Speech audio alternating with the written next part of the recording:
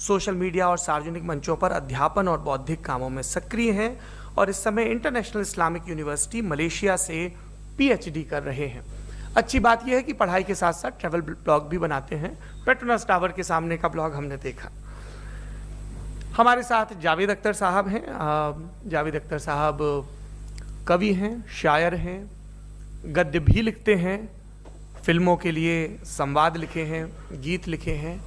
इससे इतर ये वैज्ञानिक सोच को लेकर या अपने डिक्लेयर्ड एथिज्म को लेकर भी मुखर रहते हैं और अपने तहीं रैशनैलिटी की बात करते हैं। देवियों और सज्जनों, डज गॉड एग्जिस्ट? इस सवाल का जवाब सब अपने अपने तहीं खोजने की कोशिश कर रहे हैं। कोई इसको गॉड डैम पार्टिकल की खोज बताता है, कोई गॉड पार्टिकल की खोज बताता है, कोई हिग्स बोसान की खोज बताता है, कोई ये सवाल जवाब तलाशने की कोशिश करता है कि मास एग्जिस्टेंस में आखिर आया कैसे, हुआ क्या था, सृष्टि के पहले, समय के पहले क्या था। और कोई ये कहता है कि ये सारी खोजें जिस मस्तिष्क में हो रही हैं प्रकृति के क्रम में, वो कैसे विकसित हुआ। मैं उम्मीद करता हूँ कि हम आज इन बुनियादी सवालों के कुछ जवाब हासिल करने में कामयाब हूँ। मैं सबसे पहले मंच पर आमंत्रित कर रहा हूँ मुफ्ती शमाइल नदवी साहब को। आइए सर जी।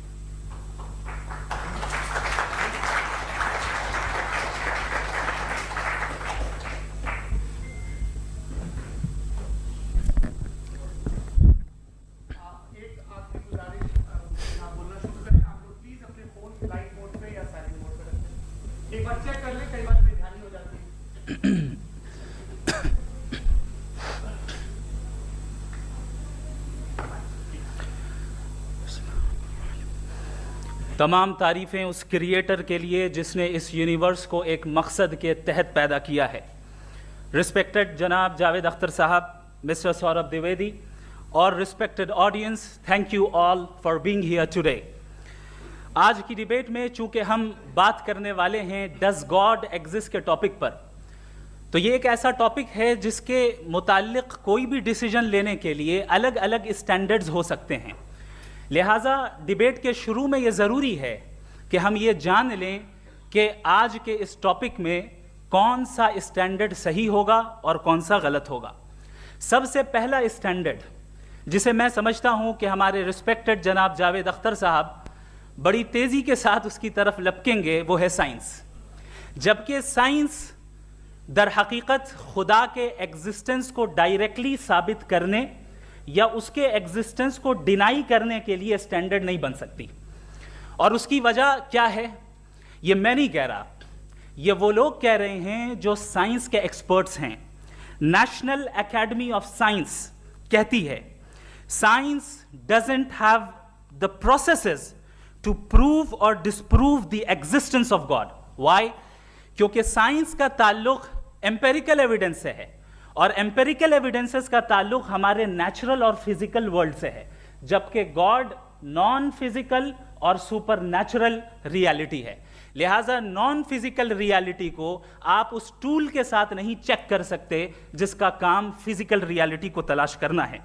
लिहाजा आज इस डिबेट में गॉड की एग्जिस्टेंस को साबित करने या उसे डिनाई करने में साइंटिफिक एविडेंस को एक्सेप्ट नहीं किया जाएगा। दूसरा स्टैंडर्ड हो सकता है रेविलेशन, कि रेविलेशन के जरिए हम ये साबित करें कि गॉड एग्जिस्ट करता है या नहीं। लेकिन ये स्टैंडर्ड भी आज इररेलेवेंट है। क्यों? क्योंकि रेविलेशन मेरे नज़दीक सोर्स ऑफ नॉलेज है, वैलिड सोर्स ऑफ नॉलेज है, लेकिन हमारे जावेद अख्तर साहब के नज़दीक ये वैलिड सोर्स ऑफ नॉलेज नहीं है। लिहाजा आज की डिबेट में मैं एक भी एविडेंस किसी भी मजहबी स्क्रिप्चर से नहीं दूंगा ताकि जावेद अख्तर साहब के लिए वो अनएक्सेप्टेबल ना हो। तीसरा जो मेयार हो सकता है वो है ऑब्जर्वेशन, कि भाई कोई कहे कि हमें खुदा दिखाओ, अगर है तो दिखाओ, या ये कि खुदा के एग्जिस्टेंस पर एम्पेरिकल एविडेंस दो, तो ये है दर हकीकत गलत टूल का इस्तेमाल करना। ये ऐसा ही है कि जावेद साहब मुझसे ये मुतालबा करें कि मुफ्ती साहब आप मेटल डिटेक्टर के जरिए प्लास्टिक डिटेक्ट करके दिखाएं। अब चूंकि प्लास्टिक डिटेक्ट नहीं हो पा रही है लिहाजा plastic does not exist. No, you are using the wrong tool. इस टूल से प्लास्टिक को डिटेक्ट नहीं किया जाता। लिहाजा मैं समझता हूं कि गॉड के एग्जिस्टेंस पर एम्पेरिकल एविडेंस का मुतालबा करना एक बचकाना मुतालबा है, और हमारे रिस्पेक्टेड जनाब जावेद अख्तर साहब इस स्टेज से अब बहुत आगे निकल चुके हैं। अब बचता है एक ही स्टैंडर्ड, और वो स्टैंडर्ड है अक्ल, लॉजिक, रीजनिंग। और यही वो स्टैंडर्ड है जिसके तहत गॉड की एग्जिस्टेंस को साबित किया जाएगा या गॉड की एग्जिस्टेंस को डिनाई किया जाएगा। लेकिन चूंकि ये बहुत इंपॉर्टेंट और सेंसिटिव टॉपिक है, इसलिए लॉजिकल आर्ग्यूमेंट भी ऐसा होना चाहिए जो डेफिनेटिव हो, इनडेफिनेटिव ना हो, जो 2 और 2 4 की तरह बिल्कुल वाजे हो, जिसे लॉजिकली रिजेक्ट करना पॉसिबल नहीं हो। फॉर एग्जाम्पल हम कहें हमारे रिस्पेक्टेड मिस्टर सौरभ साहब, ये एक इंसान है और तमाम इंसान कॉन्शियस बीइंग है, लिहाजा नतीजा क्या निकला, हमारे सौरभ साहब भी कॉन्शियस बीइंग है।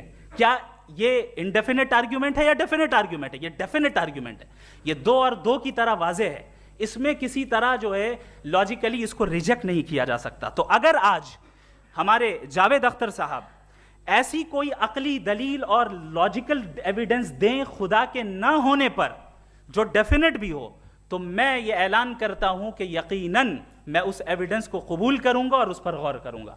लेकिन साथ में यह भी ऐलान कर देता हूं प्रेडिक्शन के तौर पर कि ऐसा कोई डेफिनेट आर्ग्यूमेंट कोई नहीं पेश कर सकता। दलील हम देंगे और डेफिनेटिव दलील देंगे, लॉजिकल दलील देंगे, ऐसी दलील देंगे जो एंटायर एथिस्टिक वर्ल्ड उसे रेफ्यूट नहीं कर सकती।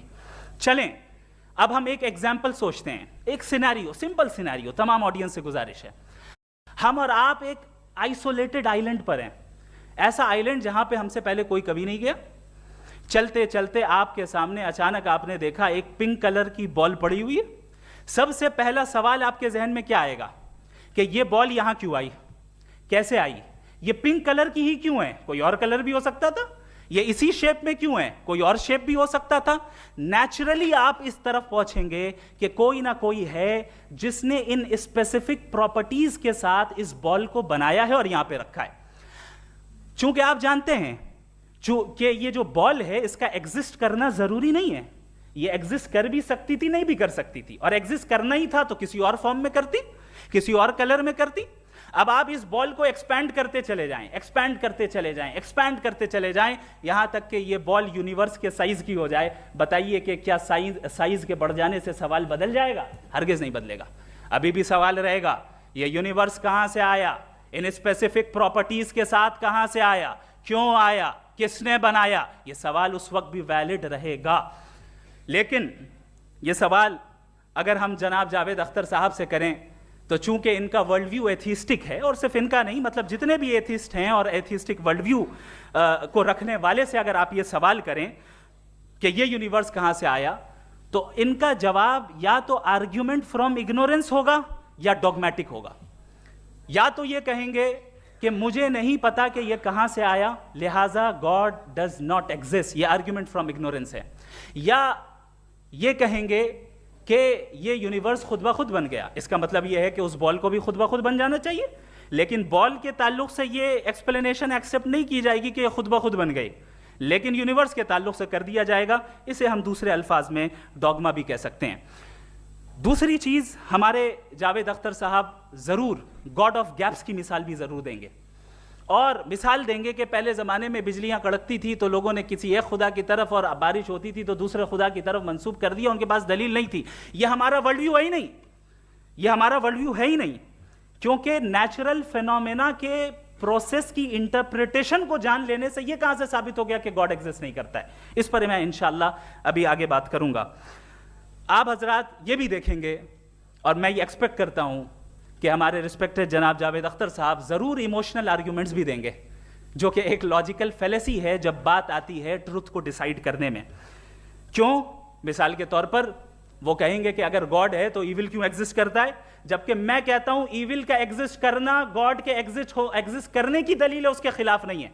चूंकि अगर गॉड है तो हम सब उसके सामने अकाउंटेबल हैं, और अगर हम अकाउंटेबल हैं तो अकाउंटेबिलिटी के लिए ईविल का मौजूद होना जरूरी है, उसके बगैर हम अकाउंटेबल नहीं हो सकते। और अगर हम अकाउंटेबल नहीं हैं तो हम जनाब जावेद अख्तर साहब से पूछेंगे कि आप बताएं कि फिर सफरिंग इस दुनिया में क्यों है, अगर खुदा नहीं है तो सफरिंग क्यों है? और उन लोगों के जज्बे का क्या जिनके अंदर सफरिंग के बाद इंतकाम लेने का जज्बा पाया जाता है और वो इस दुनिया से ऐसे ही चले गए, क्या उनकी सारी तकलीफें बेकार चली जाएंगी?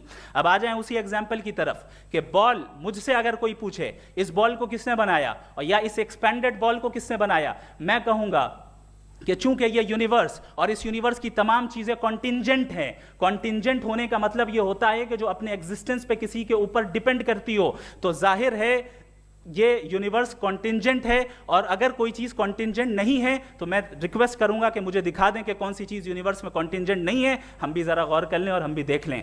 और जब कॉन्टिंजेंट चीजें मौजूद हैं तो फिलोसोफर्स की इस्तिलाह के मुताबिक, हम उस टर्मिनोलॉजी के मुताबिक हम उस जगह तक पहुंचते हैं और उस हस्ती तक पहुंचते हैं जिसे नेसेसरी बीइंग कहा जाता है, कि ये वो नेसेसरी बीइंग है जिसका मौजूद ना होना नामुमकिन हो। क्योंकि अगर ये मौजूद ना हो तो सारी चीजें एग्जिस्टेंस में आएंगी ही नहीं, और ये सारी कॉन्टिंजेंट चीजें उसी के ऊपर डिपेंड करती हैं। अब अगर आप ये सवाल करते हैं कि फिर उस हस्ती को किसने बनाया, फिर उसका कॉज क्या है, फिर उसका कॉज क्या है, फिर उसका कॉज क्या है, और एंडलेसली चले जाएं, इसे हम कहते हैं इन्फिनिट रिग्रेस ऑफ कॉजेस, जो कि लॉजिकल फैलेसी है। कॉन्सेप्चुअली इन्फिनिटी पॉसिबल है। मिसाल के तौर पे न्यूमेरिकल्स 1 2 3 गिनते चले जाएं, इन्फिनिट नंबर्स हैं। मैं कॉन्सेप्चुअली बात नहीं कर रहा, प्रैक्टिकली रियलिटी में साबित करके दिखाएं कि infinite regress of causes possible है या नहीं। अगर पॉसिबल है तो हम मान लेंगे, मिसाल दे दें, और पॉसिबल नहीं है तो एक ही ऑप्शन बचता है जिसे हम कहते हैं नेसेसरी बीइंग। ऐसी नेसेसरी बीइंग जो इंडिपेंडेंट है, क्योंकि अगर वो डिपेंडेंट हुई तो वो नेसेसरी नहीं रहेगी।